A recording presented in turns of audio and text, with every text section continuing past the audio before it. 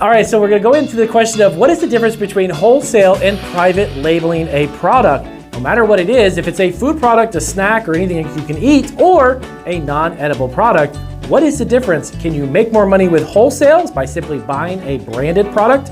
Or does it make more sense to actually make your own and then try to create a brand from scratch? So we're gonna dive into that question in this video right now.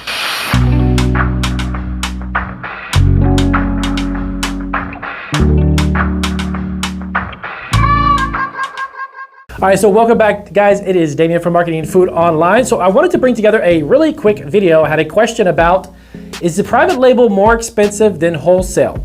We had a couple of emails actually from some people who were going to get into private labeling, but then they were told that you could probably make more money in wholesaling by simply buying branded products that are already on the marketplace and reselling them.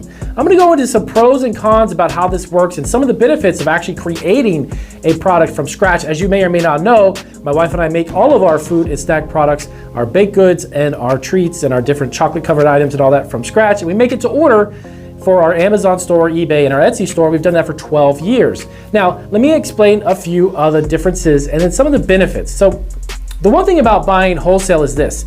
If you're going to buy wholesale products that are already in the marketplace, one of the most challenging things is price point, because there's so many people who are already in the marketplace selling the exact same item or products from that brand, and trying to make a profit with an existing product is really challenging, especially if the manufacturer is obviously selling it in bulk and making their own margins. They're probably making the best out of all of you guys if you're reselling a branded product that's already out there.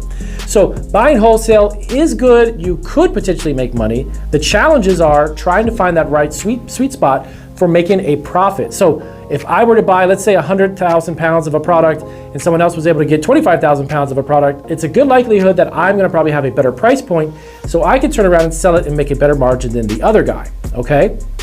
So the good thing though about branded products is just that. They're already in the marketplace and they already are branded, so you already have a market for that specific either product or service. This can either work for either or, but more specifically in physical products. So if you're buying a wholesale product like that already has a presence in the marketplace, that's actually a big plus too.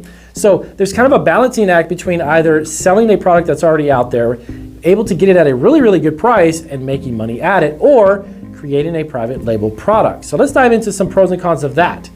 So most products can or made simply add your label to it. These are going to be private labels. So private label products to begin with are basically this. You can either buy a pre-made existing product, and I'll use this hot sauce as an example. So there was a client I was doing a consulting with and was looking to create a hot sauce line himself. He had a recipe. The company I sent him to and directed it to actually already made hot sauces and had him in like 24 different flavors. All he needed to do was send him a logo, send him his brand. They slapped the label on there, they send it to him, and it's done. Now, these are pre-made products that are already at a different type of recipe and a different type of heat index, if you will, for hot sauces specifically. So these are much, much hotter, much different tasting than the ones he had. So he actually wanted to create his recipe and mass produce it. I kind of steered him in the direction of utilizing an existing recipe because the turnaround time would be a lot faster.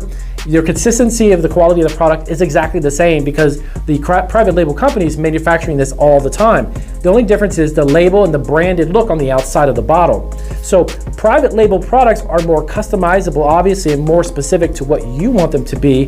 The look is different and everything about the product itself is different. Now, there's only a couple of drawbacks though. If you're starting a brand new product and you're trying to get your brand in the marketplace, there's gonna be a lot of marketing and a lot of advertising and a lot of information that you're gonna have to put out content on your website, on a blog, on Facebook, on social media, on your website, everything else about it.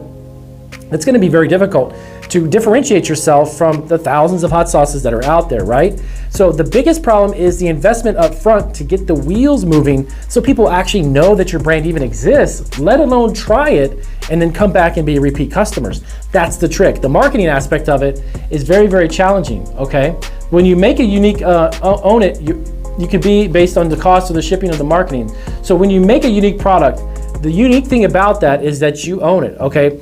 The biggest thing is going to be the cost of the shipping and the marketing when it comes to a brand new product. When you have a branded item that's already in the marketplace, it's very recognizable and it's something that can be resold. But there's already a saturation for those people who are resellers who are already selling it. So is private label more expensive than wholesale? yes and no, because those variables about private label products may be easier and faster to get your hands on in some cases. If you're starting from scratch with a private label product, let's just put the hot sauce example to the side, and you go to a manufacturer, you have an idea, but that idea is not in physical, you can't touch it yet, it's not a tangible item yet. Creating a product absolutely from scratch, the packaging, the branding, the look, that could be a very long process, right? Because from get-go to start, from start to finish and getting that product in marketplace could be 8 months or even a year out. I don't even think of many products that it takes only a couple of months and you're ready to rock and roll. That is very unheard of. So if you're buying that and you're getting yourself into a private label product that's completely customized and you're working with the manufacturer, that can take a long time, a lot of money and a lot of time. See what I'm saying? So if you go to, depending on the product, that's why, is private label more expensive than wholesale? The question is, private label could be more expensive because you're getting a product and you're manufacturing it and you're making it, but you're having to build that product, the brand awareness. The marketing on the other end is going to be very expensive because it's going to take a lot from you to even just get noticed, okay? So there's ups and downs, there's goods and bads with the two of them, so you really can't speak on whether it would be more beneficial to buy a product that's already branded or beneficial to create one from scratch. Branded is great, everyone recognizes it. The marketing end of it's going to be a lot less, but the challenge is making enough of a profit because the marketplace is already filled with people who are selling that already existing product. Okay, so what is the difference between wholesale and private label? That's just in a nutshell of what the difference is between the two and some of the most beneficial factors of having a reselling account when you're doing branded products as opposed to creating a product from scratch and doing a private labeled item, okay? So remember, there's a lot of R&D and such when you start out a product from scratch.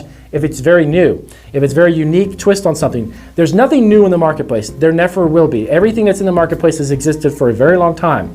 There are no new products. There are new takes on old products. There are new ways of packaging old products, but there's nothing new. You're not going to create something from scratch that nobody has ever even heard of unless you're creating a meatless hamburger or something like that. That's about one of the most revolutionary things that have happened over the past 20 or 30 years.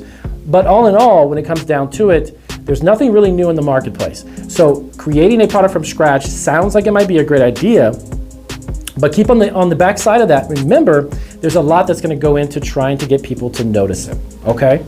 So I hope that answers your question. Thank you guys for asking that. And if you have questions too as well, let us know down below. If it's e-commerce, if it's about product development, if it's about food, businesses, whatever it might be, let us know and we'll try to get to that question as soon as we can.